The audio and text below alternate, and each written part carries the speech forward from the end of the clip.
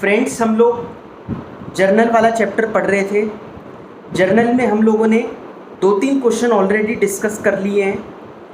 सब क्वेश्चंस में जनरली जैसे आप लोगों ने मुझे आंसर भी भेजे हैं तो आपको समझ में आ गया है, एटलीस्ट स्टार्टिंग समझ में आ गई है कि इस चैप्टर की कैसे हो रही है। ठीक है, दिमाग में क्या रखना है, बस आपको दिमाग में रखना है कि जो रूल्स है, असेट और एक्सपेंस बढ़ेंगे तो डेबिट होंगे, कम होंगे तो क्रेडिट होंगे। लाइबिलिटी, कैपिटल और रेवेन्यू अगर इंक्रीज होगा तो क्रेडिट होगा, डिक्रीज होगा तो डेबिट होगा। ये याद रखना है। दूसरी चीज़ क्या याद रखनी है, हर ट्रांजैक्शन में आपको ढूंढना है कि दो चीज़ कौन सी हो रही है। तो वो आप अकाउंटिंग इक्वेशन वाला ही माइंड लगाओ, जैसे आप अकाउंटिंग इक्वेशन में ढूंढते थे कि दो जगह इम्पैक्ट कौन कौन सा पड़ रहा है, वो बस उसमें और यहाँ पर ये फ़र्क है थोड़ा बहुत। जैसे स्टॉक का फ़र्क है, स्टॉक अगर खरीदते थे बेचते थे तो वहाँ प्लस माइनस करते थे, लेकिन यहाँ पे खरीदते हैं तो परचेजेस लिखते हैं, स्टॉक अगर गुड्स बेचते हैं तो सेल्स लिखते हैं। ठीक है, एक तो ये फ़र्क है। दूसरा, वहाँ डेटर और क्रेडिटर ऐसे ही लिख देते थे, यहाँ पे हमें नाम लिखना पड़ता है कौन डेटर है कौन क्रेडिटर है। ठीक है, तो इस तरीके से चीज़ें चलेंगी। हम लोग एक बार शुरू करते हैं, 2 क्वेश्चन और करते हैं, उसी फॉर्मेट से करने हैं आपको जो मैंने आपको बताया था। Particulars, accounts involved, nature of account, increase decrease, last में जर्नल एंट्री। अब बस लास्ट ये 2 क्वेश्चन हैं जो हम उस फॉर्मेट से कर रहे हैं। इसके बाद से नेक्स्ट क्लास से मैं आपको ये 4-5 कॉलम नहीं बनवाऊंगा, हम सीधा बस एक ही चीज़ लिखेंगे, जर्नल एंट्री। जब आपके एक पकड़ आ जाएगी हाथ में कि ठीक है कैसे एंट्री बनती है, तो आपको फिर पर्टिकुलर लिखने की कोई ज़रूरत नहीं है। शुरू के 4 कॉलम हम उड़ा देंगे, सिर्फ हम क्या बनाया करेंगे, जर्नल एंट्री। ठीक है, लेकिन अभी हम प्रैक्टिस कर रहे हैं, हमें नेचर ऑफ अकाउंट याद करना है, इस वजह से हम ऐसे 5 कॉलम बनाकर कर रहे हैं। ठीक है, तो आइए सबसे पहले एक क्वेश्चन देखते हैं। Following transactions of Ramesh for April 19 are given below, journalize है, इनको जर्नल करना है। पहला है अप्रैल 1 का, Ramesh started business with cash ₹1 lakh. Ramesh ने 1 लाख रुपए के साथ बिजनेस स्टार्ट किया। बताइए कौन से 2 अकाउंट इन्वॉल्व होंगे, कैश, कैपिटल। कैश का नेचर क्या है, असेट। कैपिटल का नेचर क्या है, कैपिटल। कैश क्या कर रहा है, इंक्रीज। कैपिटल क्या कर रहा है, इंक्रीज। अब असेट इंक्रीज करता है तो डेबिट होता है, कैपिटल इंक्रीज करती है तो क्रेडिट होती है। तो जर्नल एंट्री क्या बनी, cash account debit ₹1 lakh to capital account 1 lakh, being business started with cash. समझ में आ गई entry. Next, paid into bank. Paid into bank, अब ये इंपॉर्टेंट एंट्री है क्योंकि ऐसी एंट्री अभी तक आई नहीं थी शायद। बैंक में दिया, बैंक में क्या दिया होगा, पैसे ही दिए होंगे, पे लिखा भी है, पेड। तो इसका मतलब हम ऑफिस से पैसे लेके गए।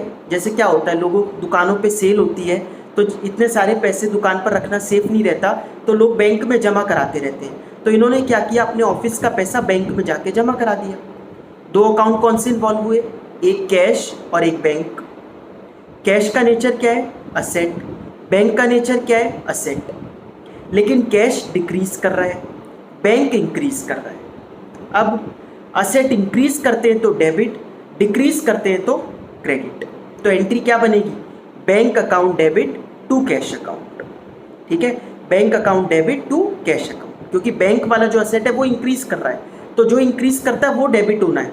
तो कैश को डेबिट मत कर देना, बैंक डेबिट करना। समझ में आ रहा है ना। नेक्स्ट, अप्रैल 3 की है, bought goods for cash. Goods खरीदे कैश में। अगर हमने गुड्स खरीदे कैश में तो क्या एंट्री बनेगी, परचेजेस। एक तो कौन सा अकाउंट इन्वॉल्व हुआ, परचेजेस, और दूसरा कौन सा इन्वॉल्व हुआ, कैश। परचेजेस का नेचर क्या है, एक्सपेंस। कैश का नेचर क्या है, असेट, है ना। परचेजेस तो क्या कर रहा है, इंक्रीज, लेकिन कैश क्या कर रहा है, डिक्रीज। अब एक्सपेंस अगर इंक्रीज करते तो क्या होते हैं, डेबिट, तो परचेज अकाउंट हो जाएगा डेबिट। कैश अगर डिक्रीज होता है, असेट अगर डिक्रीज होता है तो क्या होता है, क्रेडिट, तो कैश क्या हो जाएगा, क्रेडिट। जर्नल एंट्री क्या बनी finally, purchase account debit ₹50,000 to cash account ₹50,000। समझ में आ गई आपको एंट्री। और नरेशन क्या लिखेंगे, being goods purchase for cash. Next entry देखो, drew cash from bank for office use, drew cash from bank for office use, bank से पैसा निकाल के लाए ऑफिस में रखने के लिए, क्योंकि ऑफिस में ज़रूरत पड़ती रहती है, ऑफिस यूज़ के लिए लाए हैं। कई लोग इसमें एंट्री क्या पास कर देते हैं कि ऑफिस यूज़ हो रहा है, यूज़ अभी हुआ नहीं है, यूज़ तो पता नहीं आगे वो किस चीज़ का करेंगे। हो सकता है उनको सामान खरीदने में यूज़ करना है, किसी को देने हैं क्रेडिटर को, उसको यूज़ करना है, या कुछ रिफ्रेशमेंट वगैरह खरीदनी है उसमें करना है, फर्नीचर खरीदना है, कुछ नहीं पता। अभी तो बाद में ऑफिस यूज़ जो होगा वो बाद में होगा। अभी इन्होंने क्या किया, फिलहाल बैंक से पैसा लेके आए, ऑफिस में रख लिया। तो दो अकाउंट कौन से इन्वॉल्व हुए, बैंक और कैश, दोनों क्या है, असेट असेट। लेकिन बैंक क्या कर रहा है, इंक्रीज, कैश क्या कर रहा है, डिक्रीज। तो असेट इंक्रीज करता है तो डेबिट, डिक्रीज करता है तो credit. Bank account debit, amount आ जाएगा 10,000 to cash account 10,000, being amount drawn from bank for office use. समझ में आया। Next April 13 sold goods to Krishna 15,000, Krishna को गुड्स बेचे 15,000 के, कैश में बेचे या क्रेडिट पे नहीं बता रखा। अगर नहीं बता रखा तो क्या देखना है कि नाम दे रखा है, क्या दे रखा है, बिल्कुल कृष्णा को बेचे। तो दो अकाउंट कौन से इन्वॉल्व हुए, कृष्णा और सेल्स, कृष्णा और सेल्स। कृष्णा क्या है, हमारा डेटर है, मतलब नेचर क्या लिखेंगे, असेट, और सेल्स का नेचर क्या लिखेंगे, रेवेन्यू। कृष्णा इंक्रीज कर रहा है और ये सेल्स भी क्या कर रही है, इंक्रीज। अब अगर असेट इंक्रीज करते हैं तो डेबिट और रेवेन्यू इंक्रीज करता है तो क्रेडिट। एंट्री क्या बनी, कृष्णा अकाउंट डेबिट, अमाउंट आ जाएगा 15,000 to sales account 15,000, being goods sold to Krishna. आया समझ में। आई होप आप लोगों को अब समझ में आ रहा होगा कि कैसे दो अकाउंट इन्वॉल्व हम लोगों को ढूंढने होते हैं, उनका नेचर और रूल के हिसाब से डेबिट और क्रेडिट बताना है क्या होगा। ठीक है, नेक्स्ट देखिए, अप्रैल 22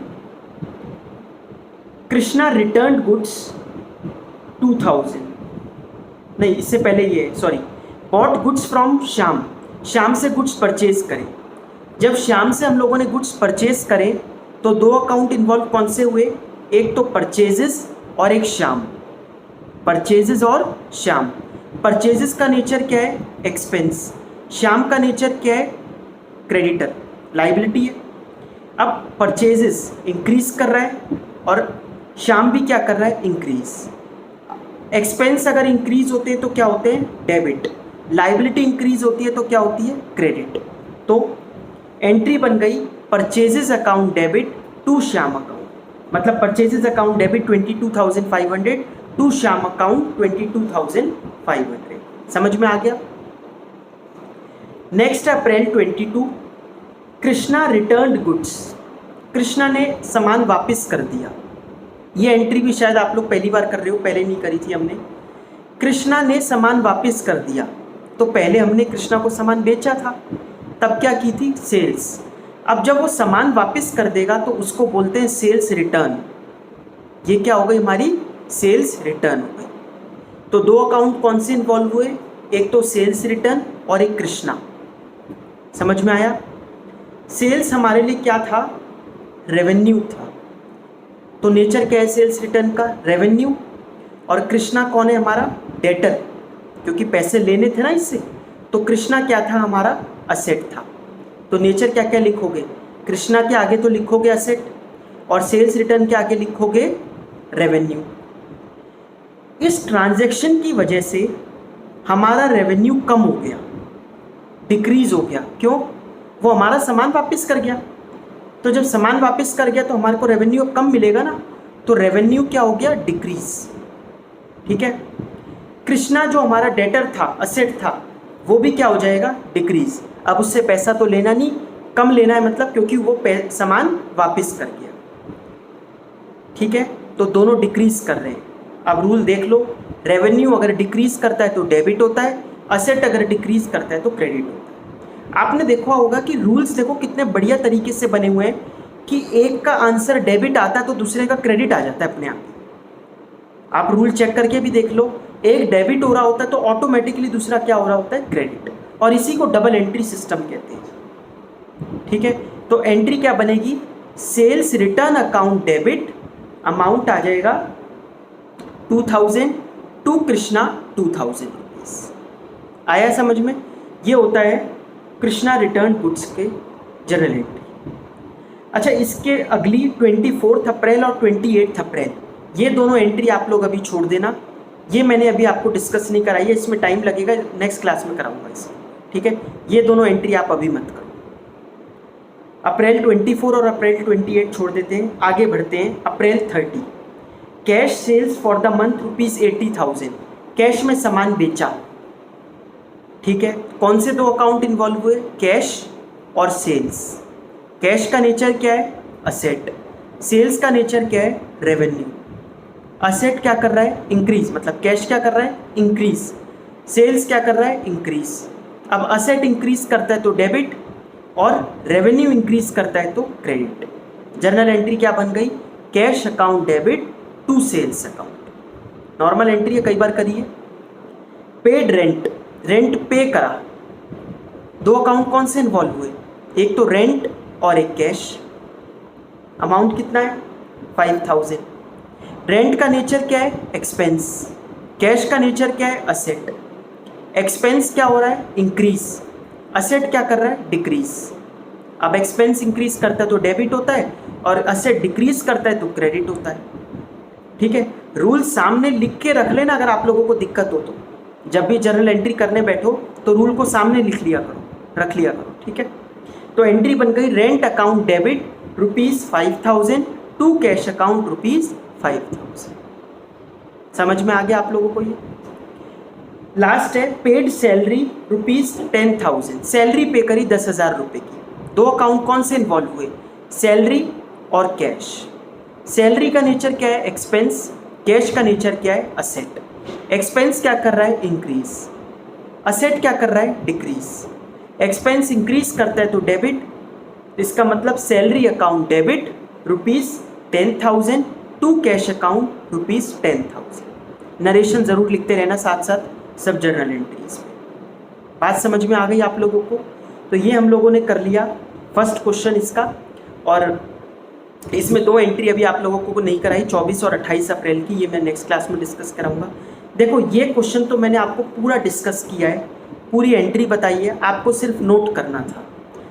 इसके साथ एक और क्वेश्चन दे रहा हूँ मैं, उसमें आपको कुछ भी नहीं बता रहा एंट्री कैसे होगी, आप अपने आप दिमाग लगाओ और एंट्री करो।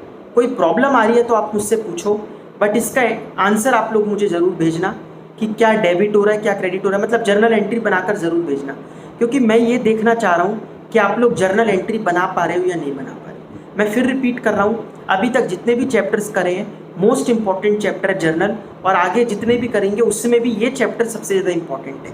ये आपका बेस तैयार कर रहा है पूरी अकाउंट्स का, तो इसको बिल्कुल सिंसियर होकर कुछ इस चैप्टर को करना।